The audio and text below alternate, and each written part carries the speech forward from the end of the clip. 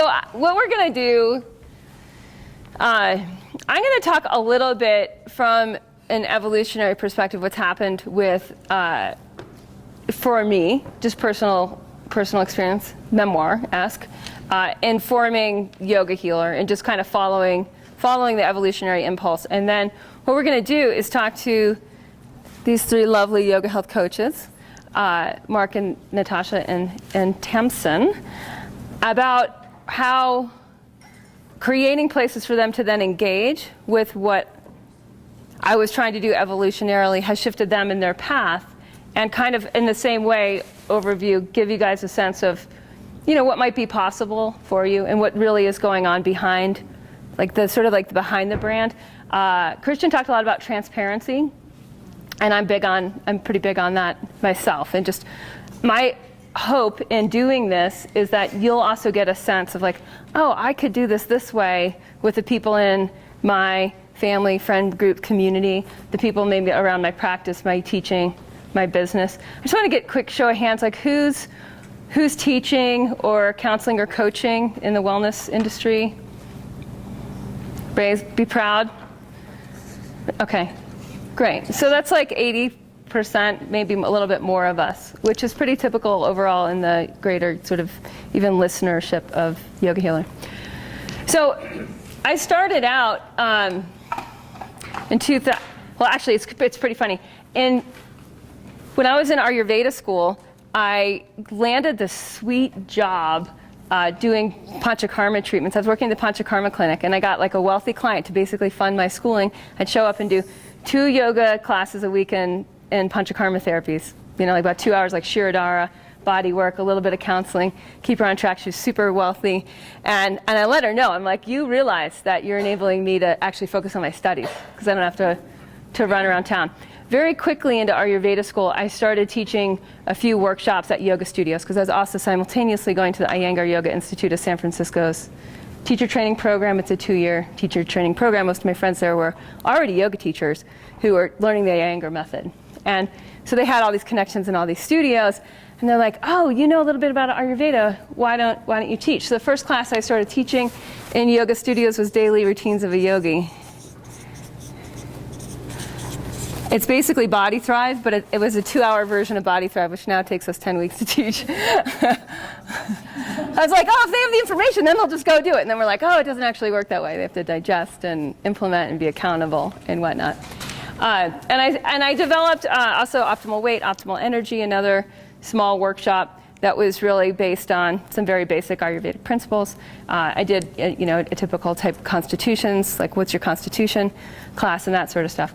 And very quickly I realized that for people to actually get traction in Ayurveda, that they needed to go through a process together, through a change process together. I moved back here in 2002. We bought the shack on the highway that you'll get to visit tomorrow. It's now called the compound. It was the shack. It was called the Unabomber Shack. When we bought it, that was the name for it because it was a tar paper shack. My husband is a jack of all trades, and so we've always been low overhead model. Got in, bought this place, and a few months later, I realized I needed a space to practice because there was another shack. There's a lot of outbuildings in Idaho. I don't know if you guys have noticed, but like the newer houses have garages. But any house that's older than 20 years generally did not come with a garage because it only snows 8 months of the year. So who needs a garage? Right? That's true. I came from the East Coast. Everyone had a garage. I had no idea how the thinking happened around here. But I turned one of the shacks on my land into the Ayurvedic medicine shack. But soon I was like, I need to upgrade. Like I can't work in a dusty shack. So I bought a yurt. Someone was selling this really gorgeous, high-end, like fully pimped out yurt. And so I bought that and started my Ayurvedic medicine practice. In 2002, I did my first yogi detox. It wasn't called that then. It was an Ayurvedic cleanse with 6 people. This was before detox was hip. This was before like anyone knew they should be cleansing seasonally. This is like ancient, right? 12 years ago. Ancient history. And that got traction and we got results. So I started to do, and people started to ask me for it. I started to gain traction. And the next year, I think the first year we had 6, maybe the next year we had 20. And then it became this thing I'd offer 2 because the classes were full. And then I took it online. What I realized from seeing clients and doing the detoxes was that group processes are very effective for change, whereas information, 2-hour workshops where they get the chunk or they read the book, are less effective for change. At that point, I realized most of the clients I was seeing for Ayurveda needed education and accountability, at least as much as they needed information. They want, and the way that it was all set up was, I do a consultation. It was maybe at the time $80 an hour, and they invest all this money. It's, absolute barrier to entry to people that don't invest in their wellness at that price point. And it wasn't that effective because there was no accountability, and there wasn't actually much education. Instead, it's like I take your pulse, I look at your tongue, I ask you all these questions about yourself, and then I tell you what to do, which might include a little 10 minutes of education in that hour, hour and a half. So then I thought, I've really got to do this course where people can understand how to own their body over a period of time. And that started the Ayurvedic Living course, which is now the Living Ayurveda course. So we have Yogi Detox, and then we have the Living Ayurveda course. What year was that? Living Ayurveda course started in 2005. Indy was born, well, it's going into its 8th year. So somewhere right around there. Indy was born in 2006, and I had her I was halfway through the course when she was born. Yeah, so that's a good idea. Like 2002, this is 2000. This is 2002, 2005. What I want you to hear is it's just responding to need, right? Yoga teachers are saying, hey, we need Ayurveda in our studios. I'm here realizing people, they don't know how to move into the seasons, right? And just seeing like a lot of stuff can be prevented. So I advertised it as like if you get issues in the spring, congestion, allergies, asthma, if you get issues in the summer, headaches, you get wrung out, you hear people burn out, then do the detox first. Then I noticed from my clients, like, what they want isn't on the market, so I have to put it on the market. And it's going to be hard to sell because there's no competitors. When you don't have no competitors, it's harder to sell. Right now, it's actually easier to sell a detox because most people have the idea, like their neighbor's done it, their friend's drinking green smoothies, so-and-so lost 40 pounds and looks great now, and like it's in culture now. It's easier when you have competitors. Then there wasn't, but I had enough of a list, even in 2005, which is kind of amazing, from doing traveling workshops, kind of like Mark does, where people were just like, I want more of whatever she's talking about, and so I'll sign up. So we started that. People came out of Living Ayurveda, and they are like, this is great. A lot of them are yoga teachers or massage therapists, body workers. I get a lot of nurses, a few doctors, and they're saying, how can I bring it together with what I'm already doing? And what I found early on with that is like, you need the business skills. So we started the Mentors program, which became the Yoga Healer Business Course, YBC, and that probably started, I don't know. I did it on your first, so it was 2009? It probably was around 2009. Well, that sounds good. That sounds really good. Yeah. And so we started talking about these concepts. We started talking about money. We started talking about, how do we actually deal with some of our own shadow issues and start to develop these other parts of ourself, whether it's the technology, the financial, that sort of stuff. And that has gone through a massive transformation now with the business course being on how do you create your own signature system, looking at this as a signature system in itself and just copying the business model. Very transparent. This is exactly how to do it to hit price points, earn six-figure income, whatnot.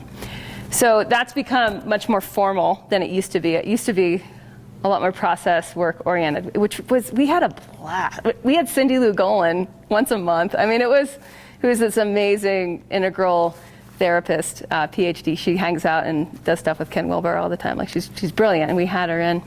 I should actually ask if I can share some of those recordings because they're potent. What's her name? Dr. Cindy Lou Golan, Golin. Yeah, and there are some great podcasts with her, just on the podcast.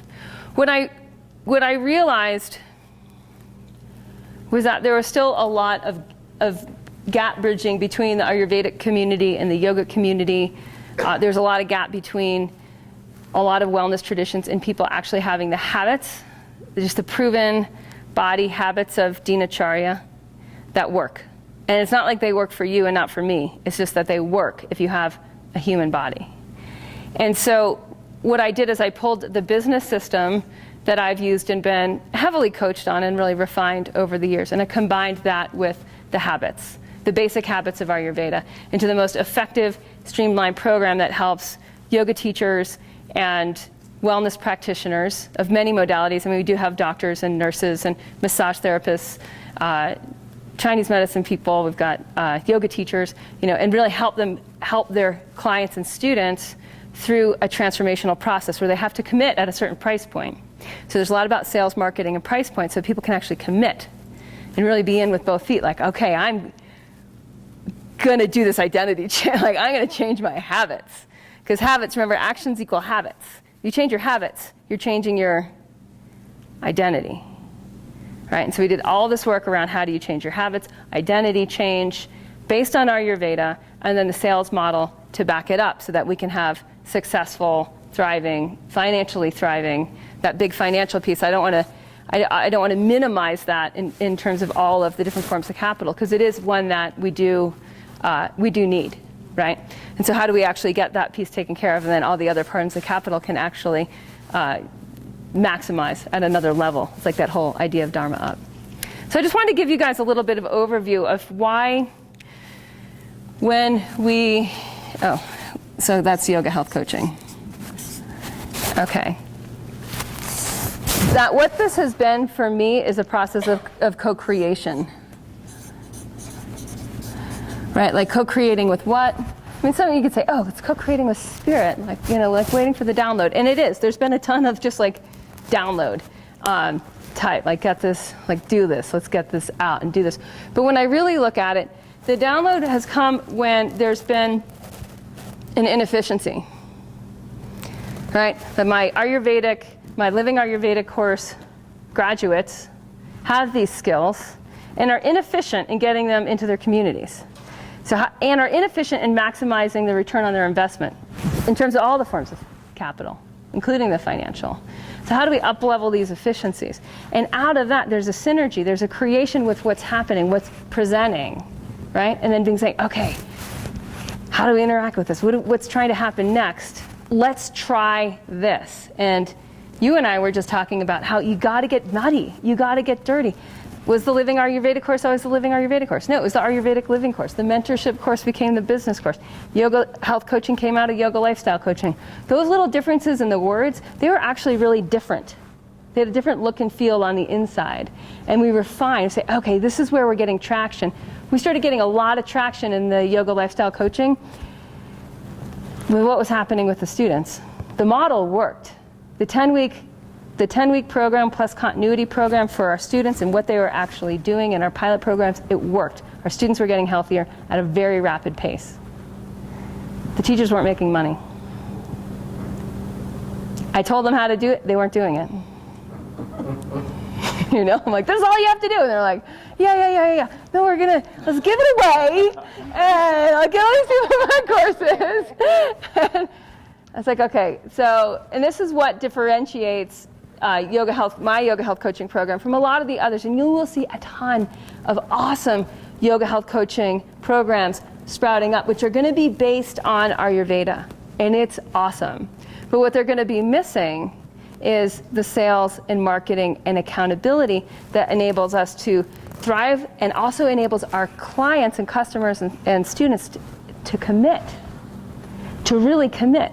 So what I imagine we're going to see is that this program has higher degrees of efficacy, that it's more effective for the participants of the coaches themselves that are certified, right? So it's not just that the coach, how many coaches get certified. It's how do their students do? Are we seeing the kind of rapid results that we know are possible? And that's what's crucial to me. And part of that is part of the business model. And it's the part that most people are like, oh, business, like, nah. I mean, you guys know. It's like, yeah, it's like that. There's a little sticky, mucky work in there. So what I want to do next is just, who wants to go first and kind of reflect and tell their story with what's, yeah. Okay. If you want to clip, we can clip and pass. That's new language.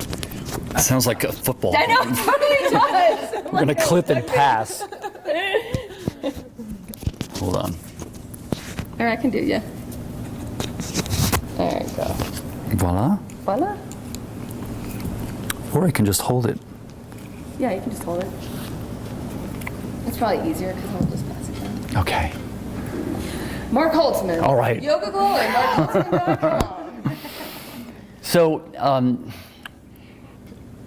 in order to actually talk or speak to my experience as a yoga health coach, I need to dial it back a little bit. Way back, I won't spend too much time in my childhood, but I do need to dial back and talk about Dharma a little bit and what I've always felt that my Dharma was, because it actually plays a very big role as to how and why I found this program.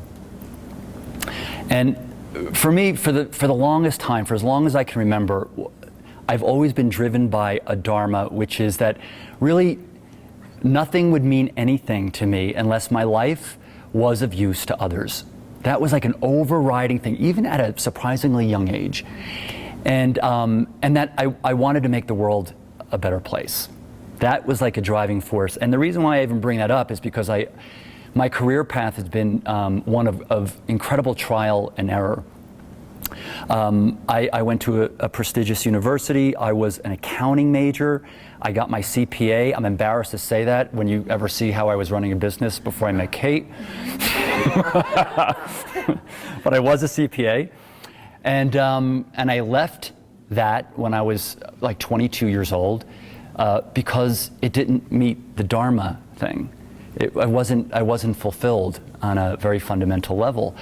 And there were a series of other trial and error, and that was a big deal because when I called my parents and told them that I was leaving the accounting world after literally we had invested thousands and thousands of dollars into my education, and I still had loans outstanding. I only worked in it for 2 years. And I told them I wanted to leave and I wanted to be an actor. And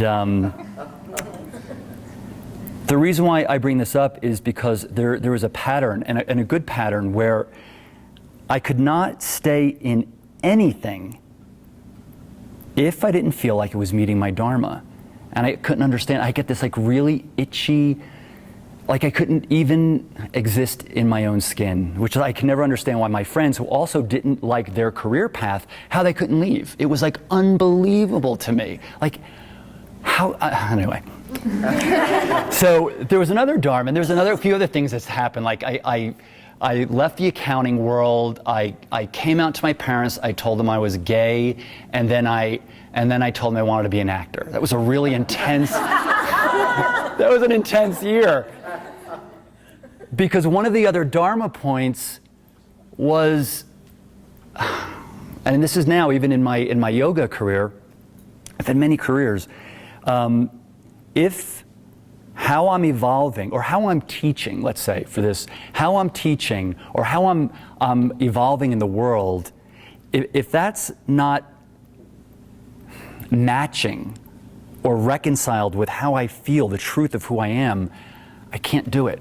I literally cannot do it. So that's, like coming out of the closet. It's all the same thing. Leaving the accounting world, coming out of the closet. The whole thing is like, oh, what's going on out here? My outer body has got to reconcile with the truth of my inner being.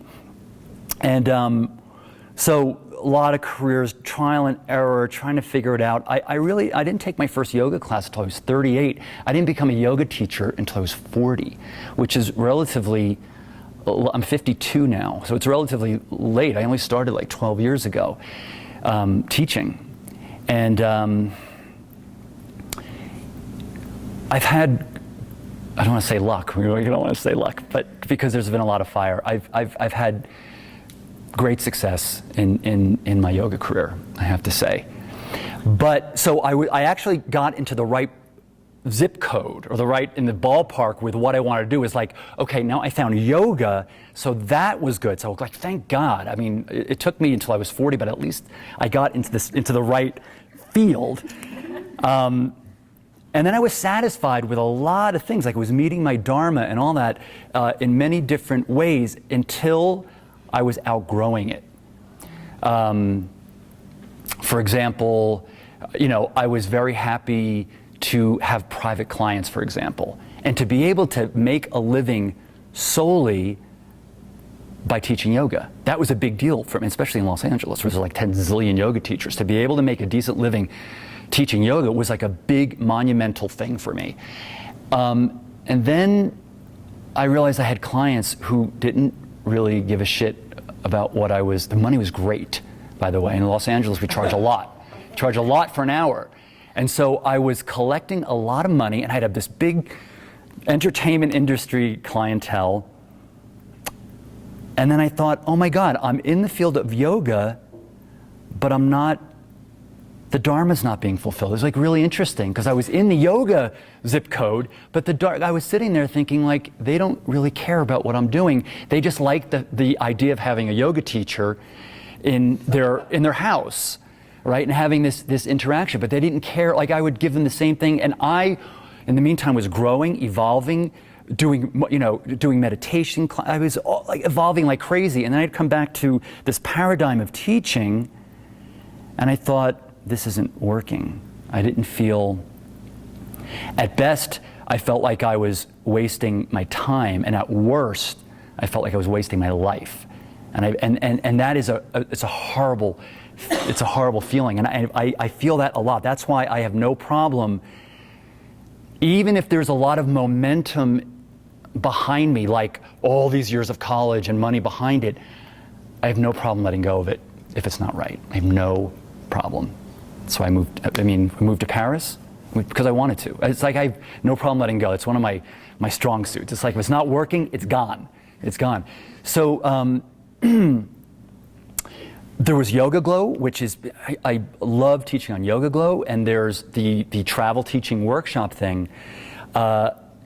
That's also fulfilling in many ways, but what's lacking, which I started to find in yoga, in the YHC, Yoga Health Coaching, is I realized I was missing an intimate, ongoing relationship with students, because even with my travel teaching workshops, it's sort of a hit and run approach. Like, I go, I do my teaching, and then I never see them again. I actually leave, and I don't get the benefit or the thrill of seeing any kind of transformation. I do it, and there's great, and I get great feedback from Yoga Glow. You can write comments, I get emails. Or when I'm teaching, I get a lot of emails after that. So it's really gratifying that I'm doing the right thing and I'm getting that feedback, but I'm missing something more. So as I evolve as a teacher, the paradigm in which I teach needed to change. And I found that first I did Cate's Living Ayurveda course, which I have to say was one of the best online courses I've ever done. And in that course, we were introduced to what was then yoga lifestyle coaching.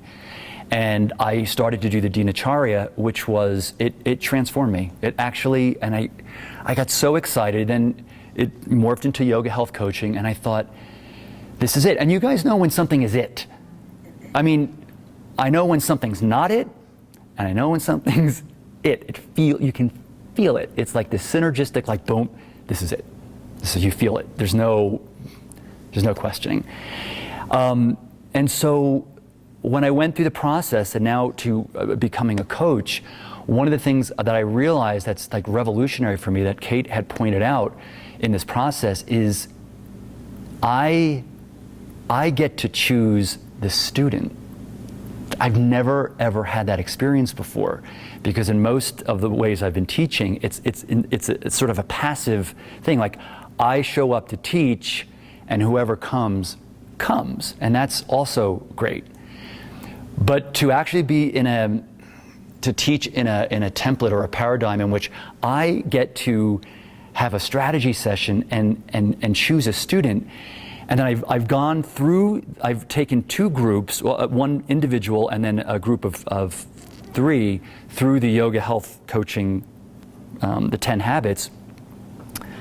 I saw the power of what could happen when you actually are able to choose the student instead of just letting the student come to you. Because then the transformation was like, oh my God, it was like exponential.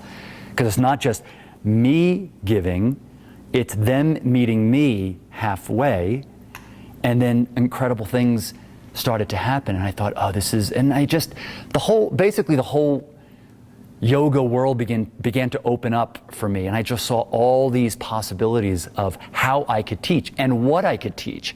Because after a while, I was a little tired of teaching downward facing dog. You know, I thought, well, am I going to teach downward facing dog for the rest of my life? I mean, I love teaching, and I probably will continue to teach it, but there's so much more. And so what I got from this is that there's so much more. Once you get a glimpse of so much more, then even more doors begin to open. And so I feel really, I don't know, it's a really gratifying experience to have the Dharma met on all levels, including that my own evolution and truth of what I want to offer is actually matching what I'm actually doing. Like the desire is my teaching is matching the desire. And so it's really been an awesome experience, and I can't wait to do more. So I'm really just starting out. I've just finished YHC, or still in the process, and it's been pretty amazing. So transformation, really. And I get to see the students transform and get more of an intimate contact with them and check in with them, because I felt like I wasn't intimate with my other students in that certain way. Because we're taught as yoga teachers, like, don't get too involved with your students, don't get too personal. And for this stuff, you have to get pretty personal. So I had to break that paradigm, and that's some scar, like, oh, I can't ask too many questions.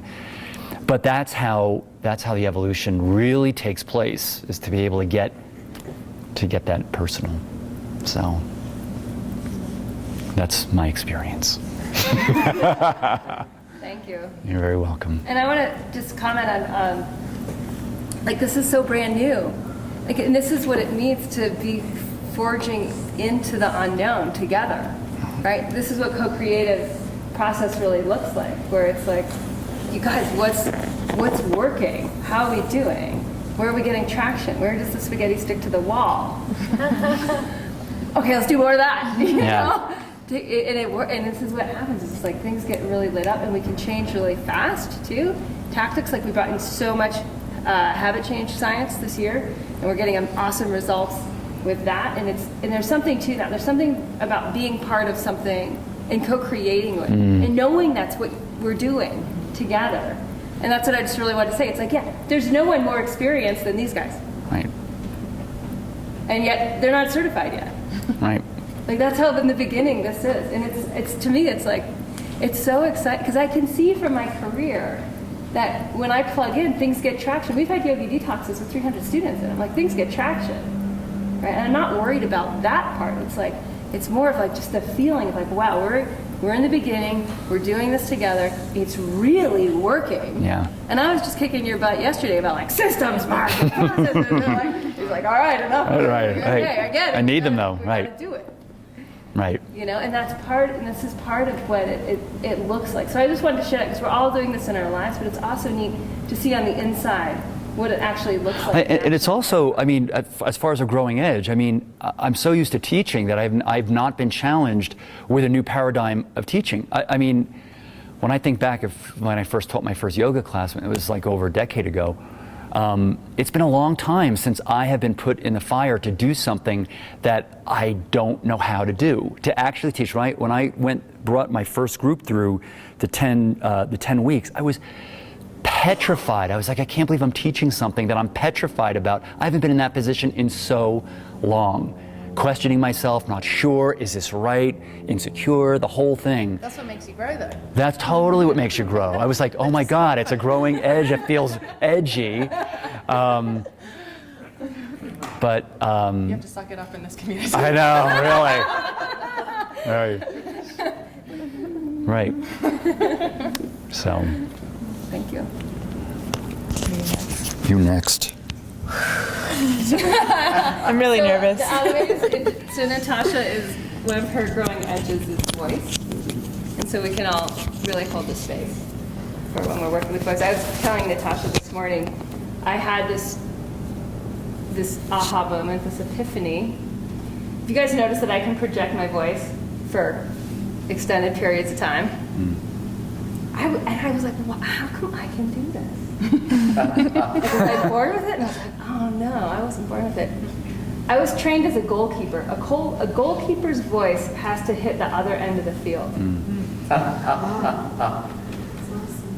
Right? And I'm like, oh, and I was well trained. I was talented.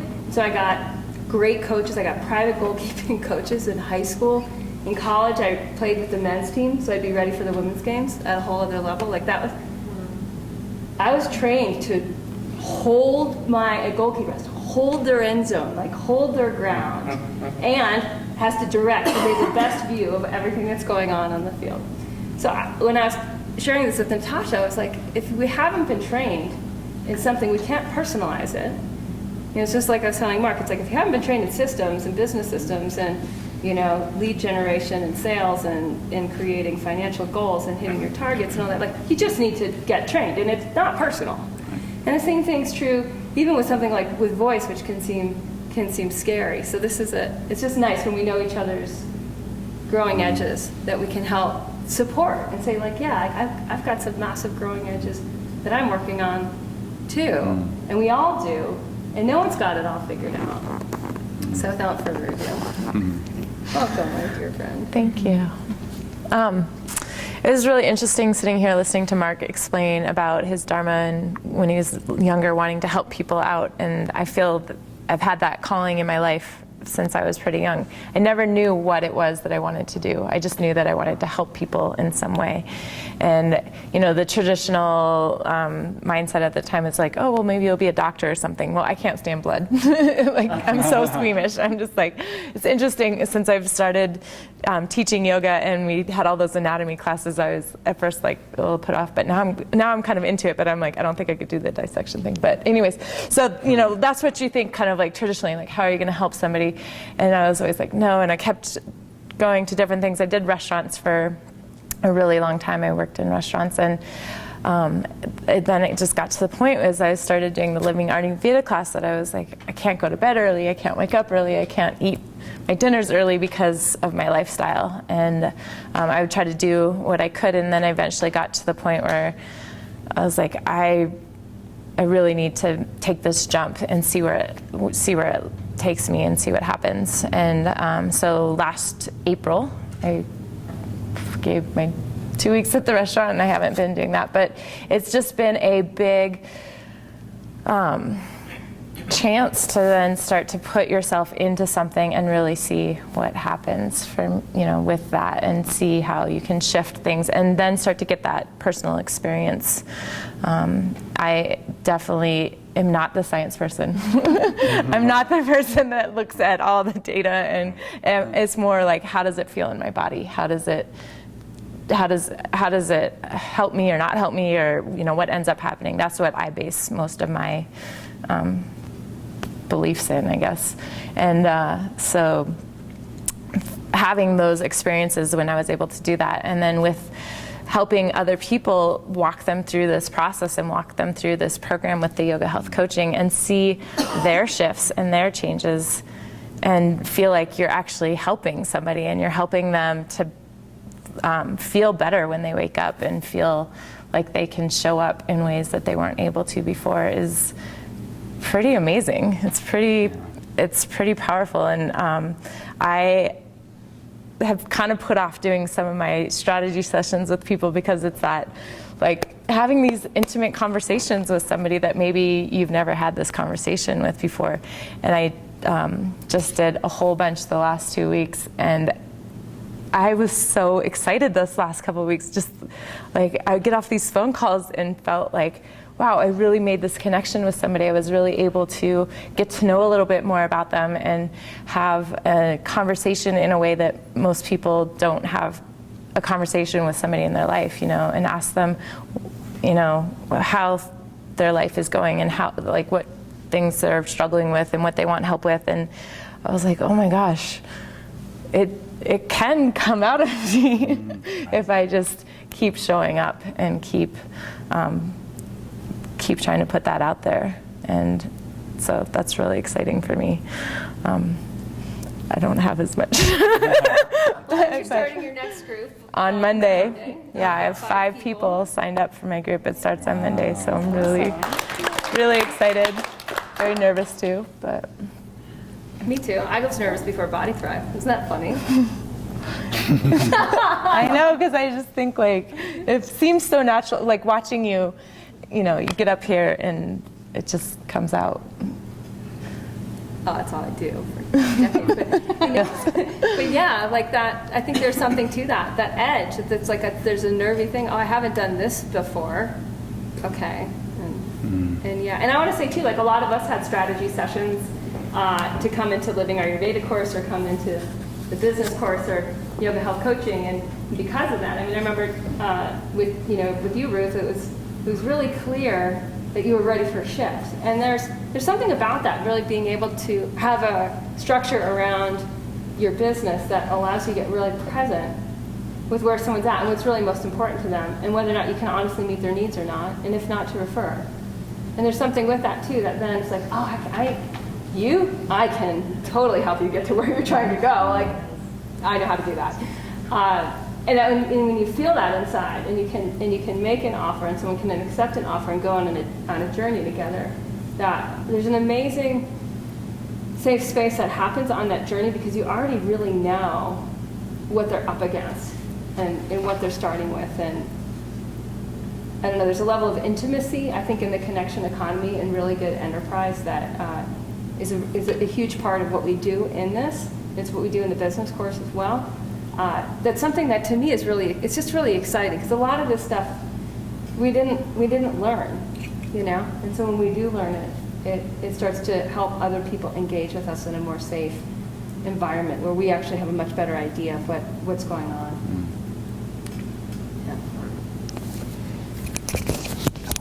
Pass it down.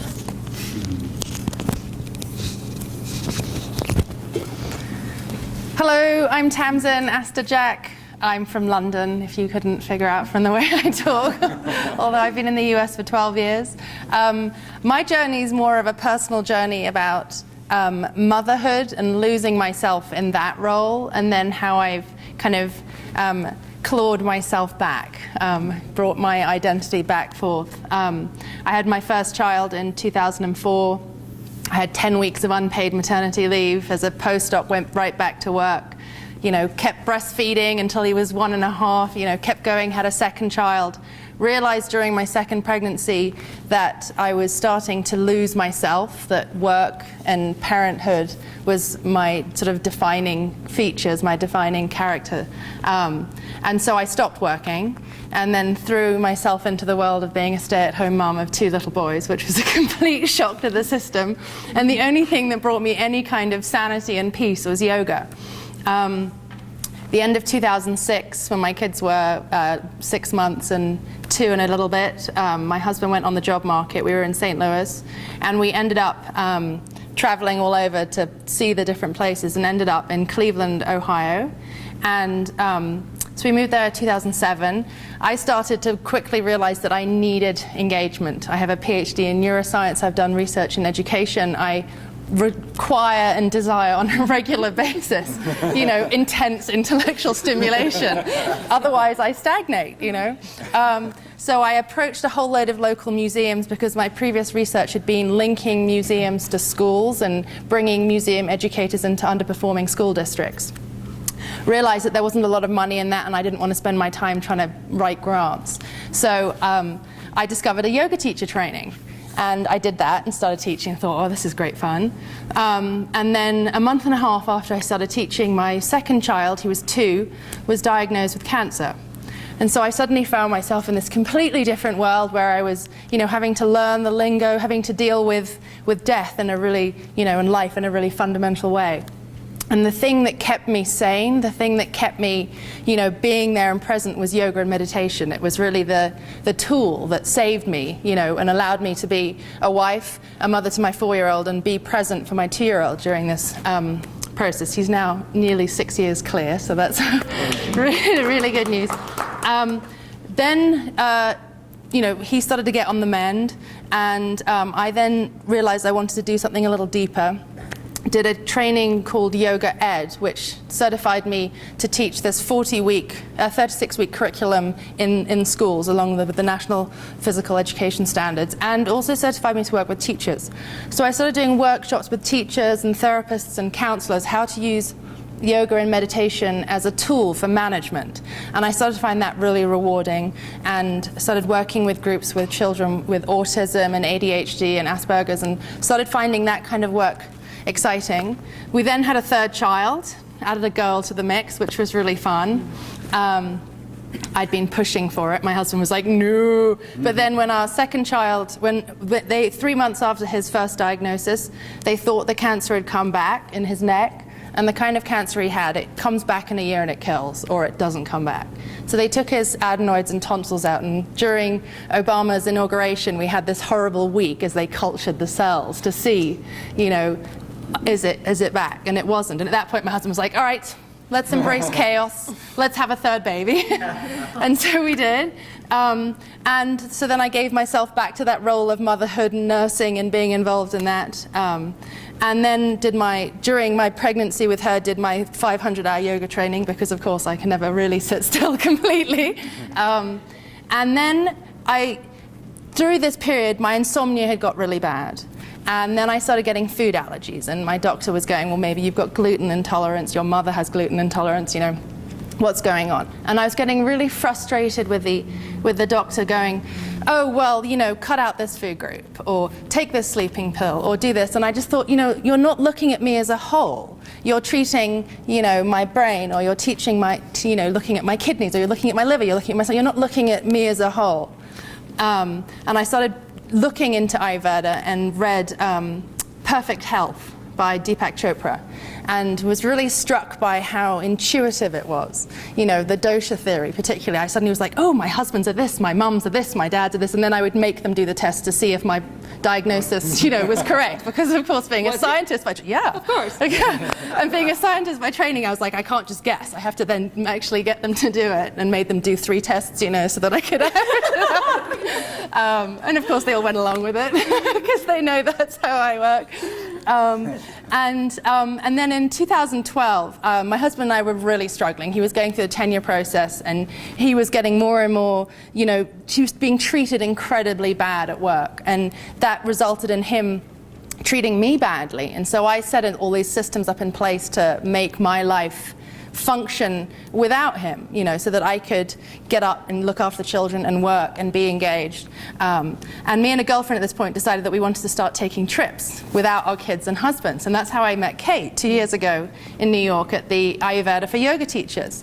And then I did the Living Ayurveda course, because I came back home and realized that my red meat, coffee drinking, red wine drinking husband was never going to get on this page, and that I needed the support. And of course, being an academic, I knew that community and social support are what help you, and what is more important actually to your health in the long term than whether you smoke. I mean, it's extraordinary whether you've got a history of family, heart. It's community, it's social connectedness. So I did that. Then I did the healthy hormones. And during that period, I realized that I'd spent half my life either on the pill or pregnant and nursing. And was like, all right, I'm done with that. I'm coming off the pill. And my husband was like, no. And I was like, yep, I'm coming off the pill. I'm done with that. Because I was starting to get horrible PMS. The kind of like, I'm a failure, I can't manage with life, and my doctor was like, Prozac. And I was like, no, I don't want to, this is wrong. You're just adding it up. So I came off that, got myself all sorted out, and was, desperate for doing something more, and was finding that the Dinacharya practice was really helping me. And that's how I ended up doing the yoga health coaching. And so for me, what I really want to do, and the community that I want to work with, is moms. For me, I found this transition. For me, the getting up early was the biggest transition. I realized that for 10 years, I'd woken up when a kid had woken me up, or an alarm had woken me up based on my job or my husband, right? It was not my choice. And so that for me was a huge shift in setting my alarm at 5 and getting up in my terms, and having an hour and a half before anybody would engage with me on any level, right? And having this time to, do the Abhyanga, meditate, rather than kind of trying to fit it in around the rest of my life. So that was really what the journey was this sort of, me on my career path, getting stuck into that world of family and motherhood and caring and dealing with all the stresses of that, and then swinging back out again. And I recently said to my husband, slightly nervously, I don't need you. I want you, but I don't need you, because I've got to this place now where I can look out. And like that, I think it's the Khalil Gibran reading that you often see in weddings, that a successful relationship is not one where you look at each other, it's where you point in the same direction. And that has been really my shift. So I really want to work with mothers, particularly mothers of children with special needs who, take on a lot and are constantly trying to, navigate so many roles. So that's me. And what I want you to hear too in this is how there's a huge part of what we do is figure out who we are and who we want to work with. And I don't want any two yoga health coaches to be alike.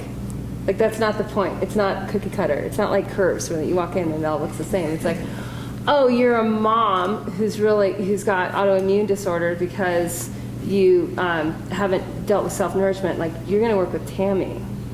And it's like that. It's like building these structures around being able to refer to particularity so that you can really own your story. Can you hear the stories? So when we own our story, then we can attract people who can take comfort. They can relate and be like, oh, I'm where you were, right? And now I want to be where you are. So I want to work with you. And there's that traction, and there's obviously multiplicity to our stories, but there's different entrance points. And as we become more aware of that, and we do a lot of this in both the business course and yoga health coaching, where we get really clear on who can get traction through us to get from A to B.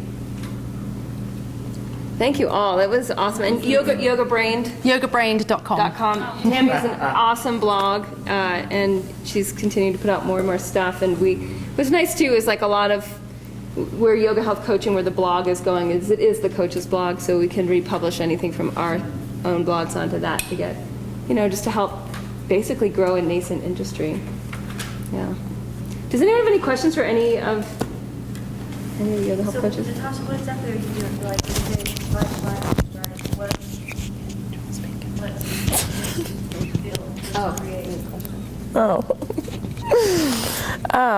Well, I'm still figuring that out a little bit. Well, okay, so that in yoga health coaching, it's a template of here's 10 weeks, here's what you do week 1, week 2, week 3, week 4, week 5. This is how you teach Dinacharya effectively with habit change science so that your clients get results. And our 3 main metrics are better energy, deeper rest, and a better diet, right? Which are subjective, but they're measured by the clients themselves. So saying I was here and now I'm there. And we use surveys to help get the data to see if it's working. The customization of how each coach builds out their package is a little bit different. For me, with Body Thrive is my teaching course where I show the yoga health coaches how I teach the 10-week yoga health coaching. And no one calls yoga health coaching really yoga health coaching. That's not the point, because that doesn't attract the target client. Mine's Body Thrive, and I try to attract people with health issues that are really into yoga and into Ayurveda. So people that haven't really figured it out. And my course is full of yoga teachers and Ayurveda practitioners that have health issues that they haven't resolved yet. So it's a pretty educated group. That's my target market. My target market's been yoga teachers and Ayurvedic practitioners for years, particularly yoga teachers for about 7 years now. So that's who I naturally attract. The way that I work with them might be quite different than the way that Tammy works with her moms. Mine's structured that we have a weekly hour-and-a-half teleconference call, which people in Body Thrive, I think it's just US. Yeah. And then I have coaching gyms, and it's all public, but in a coaching gym, it's you reserve a 15-minute slot where I do laser coaching, deep listening, and then I give you anything I can that's going to help you make that next pivot, that next shift into the end goal that you've told me that you're trying to hit. And so with that, there's a way of other people, hearing the coaching. It almost always applies to everybody. So the support community, we have a Facebook forum. It's crazy. Body Tire's insane how super supportive the members are for helping each other make their shifts. And I teach this, how do you build a support container? But then, some people will have body work in theirs, in their programs. Other people will have more group stuff. Other people do more one-on-one stuff. But it's based on just teaching these nine habits in any order you want, habit change science, and getting traction. But go ahead. I just wanted to. My program's called Befriend Your Body, and so in trying to build traction around whatever you're doing, I've tried out different things, and Cate talks about not necessarily needing to go through and wait until you have everything all perfect before you start. And so I've tried different things to just see where I get response. I've tried, so I was in 3 car accidents in a month in 2008, and I had lots of neck and shoulder pain and issues from that. So I've tried to do the chronic pain thing. I haven't gotten a lot of response from that. I tried to do kind of a habits of a yogi type thing, because I'm a yoga teacher and I'm involved with all these people in classes. And how Cate was talking earlier about trying to interact with different groups of people, because if you do stay in your same little box, in your same little group all the time, in a way, I start talking about these things and people are like, oh yeah, that sounds great. And then when you really get into it, they're like, oh no, I'm fine, I'm healthy. And you're just like, okay, so maybe this isn't the right group. So the group that I have going right for this next one, I talked a lot about overwhelm and stress and just getting better sleep, some of the more basic things. And it's one of these things that you can evolve it as you're going. And as you start to get into different areas, you'll start to notice what comes up for everybody. But it was interesting doing all these strategy sessions around that in Jackson. I live in Jackson, and it's a very intense community, and everybody's like, well, yeah, I want to have it all. I want to be able to do this and this and this. And, I'm like, oh, wow, maybe this is going to be interesting. It's going to be a growing edge for everybody. Yeah.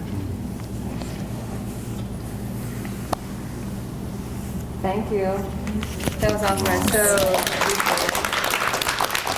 I'm hopeful that you have an idea of what's going on behind the scenes, because I get a lot of questions, and I'm like, it's obviously not clear. Do you want the mic still? Sure. Thank you. Thank you, guys. So anything I can do to make things more clear, both so that you understand what who you're investing in, what you're investing in courses. But also so that you get a hit of what intentional co-creativity and Dharma have looked like for me. And I take it very seriously. Like I've mentioned before, I take my training seriously, my investment seriously. I work with teachers that are very intense, I guess. And there's not a lot of randomness to it. There's real structure to what I found has worked. And when something's not working, we try something else. And that's something that I really try to teach in Living Ayurveda. It's something I teach in yoga health coaching. With Natasha, it's been tricky. Actually, with all the yoga health coaches, it's been tricky, right? Who am I supposed to work with? Even for me at Yoga Healer, figuring out I was working with yoga teachers was tricky. It was trickier than one would think, because if you see something, when you see the finished product of something and it just seems so obvious how it would have come to be, but that's because you're seeing the finished product. When you see the car engine, when you see what Henry Ford built, it's oh, of course that's exactly the parts that a car would need without any extra, right? But it's only obvious because it's already been created. When you start to see the co-creative process and where you're at in it and who you need to interact with, where that evolutionary conversation is for you, where the growing edges are, what the new actions are needed to step into a future identity, you start to see we can actually build some systems around this. There's actually a real process around this. And my sense is the more we see the more we see how it's done from people that are doing it, it just is like, oh, okay. It just starts to get more obvious. Just like, well, that's how you would build a car because that car is built. It works. Hi, my name's Tamsin Jack. My company is Yoga Brained, so my website is www.yogabrained.com. I started with Cate with the Living Ayurveda course, followed on with Healthy Hormones, and noticed a whole lot of shifts in my personal experience, my interactions with my food, my family, my daily rhythms and routines. I realized I wanted to upgrade my business, working with clients, working particularly with overwhelmed mothers, particularly mothers with special needs children. I have three children, two children who've gone through particular issues, ADHD and cancer. So I know from a very personal experience what that's like. Taking the yoga health coaching course that I'm currently doing with Cate is been a really profound experience because I've made a lot of connections with people, which has been very helpful for me, has allowed me to see what Cate calls my growing edges, the things that I need to work on. I've developed a huge amount in terms of my social media, my website updating, connecting with that, learning how to upload things to my website. I'm currently struggling and learning how to sell, which is my thing, but this group is very supportive in helping me grow and work with that. Thank you so much. Hello, I'm Dawn Lane from Cedar Rapids, Iowa, and the owner of Advanced Yoga Studio in Cedar Rapids. I met Cate through the Yoga Detox program and loved it. I've been doing that with her for about 4 years. I love how it's very easy, down to earth, and I came on board and did her business course and then the Living Ayurveda program. Cate's programs are so easy to comprehend and very easy to follow, packed with information and a great support system in the community. Just love it. TanyaMark.com, and that's Tanya Mark Body Nourishment Wisdom Coaching, and I am currently in the yoga business course, and I had a serious aha moment. I think it was about a week and a half ago. I was feeling a little bit stuck and trying to decide where I wanted to go, and I have to say the business course, what Cate has given me and has been super valuable is the just do it. Just do it. I'm always on that verge thinking I needed to learn so much more, and I know that you could just learn until the day you die, and it's like, just do it. She gave me the confidence, knowing the kind of market that I work with and target market, that, it's always about doubling.